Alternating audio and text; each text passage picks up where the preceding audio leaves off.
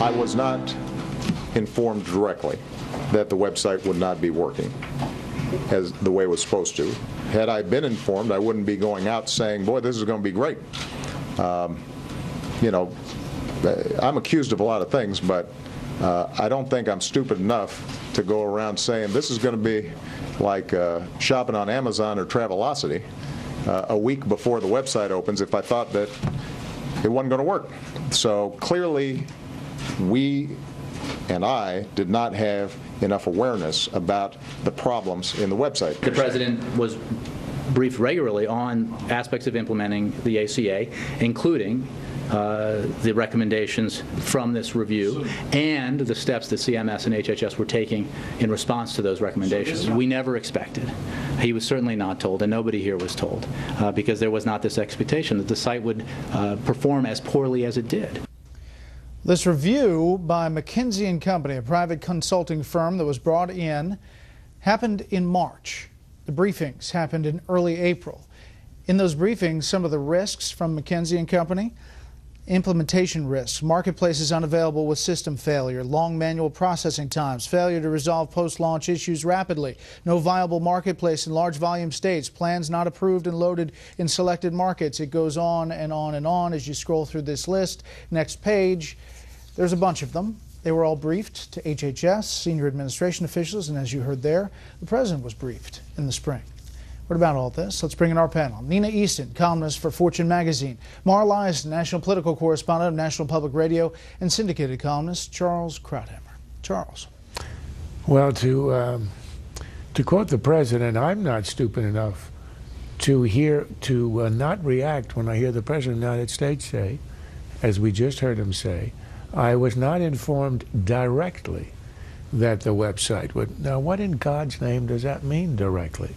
The historian B. Crystal was once asked if she'd read a certain book, and she said yes, but not personally.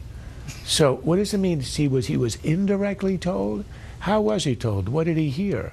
Look, what we're having here is this sort of, well, that's a Clintonian way for him to protect himself in case there's a memo that comes out in which he was informed through another person. But what's happening here is unraveling of the cover-up. This is not a cover-up of corrupt misconduct. This is a cover-up of cosmic incompetence, of the fact that they began to be told in March and nobody acted and nobody said. So we now know that the Secretary of HHS knew, high officials in the White House knew, way back in December, and then pretended in a hearing 2 weeks later to Congress it's all working well. In March, and then April was the... Exactly. And then in the run-up, there's all these reassurances, and we know that the President had been briefed himself about that McKinsey study. So he knew. How much he knew, we're not sure. But this is really incompetence of a level that is indescribable. And it stands to reason. We've got a president who never ran anything. He was never a governor. He never ran a hot dog stand in his life. And he presumed that his team to remake a sixth of the American economy, and this is what happens. Mar. Yeah, I think that every day that more and more stories like this come out just reinforces the biggest political problem that the president is having now, which is that his ratings for competence, credibility, trustworthiness, strong leadership are dropping. And that's what this is doing for him. And there's only one answer. The website has to be fixed immediately, and Obamacare has to start working and getting more popular. I don't see any other way out. This is the Sebelius testimony in April and reaction from Congressman Upton today. We have the federal hub on track and on time. We are moving ahead with the marketplaces that we will be individually responsible for. We are on track, and the contracts have been let, and we're monitoring it every step along the way. I can tell you we are on track. We've judiciously used those resources, and we intend to be open for open enrollment around the country October 1st. But we now know that the Secretary's testimony did not match what was happening behind the scenes.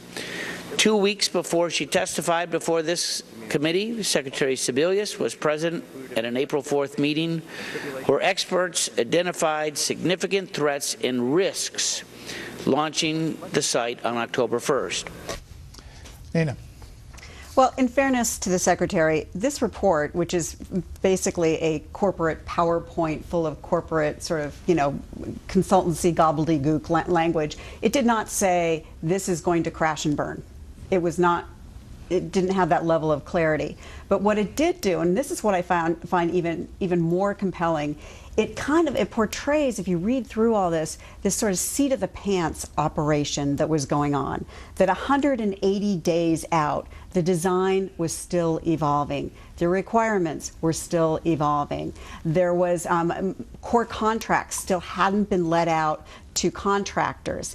And then the other thing, the really glaring moment was it says that there was no significant person chain of command. There's no buck stops here person. There's nobody kind of taking control of this entire operation like you would see in the private sector. And I think that's what is so she probably didn't even, she's so part of that process, she didn't even see this coming. That's what's scary.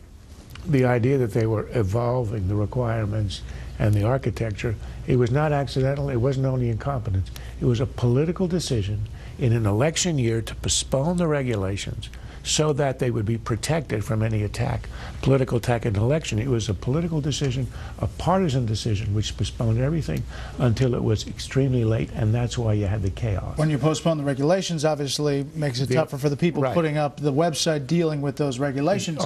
When we come back, there is more to be done with that website, a lot more. Wait until you hear that after the break.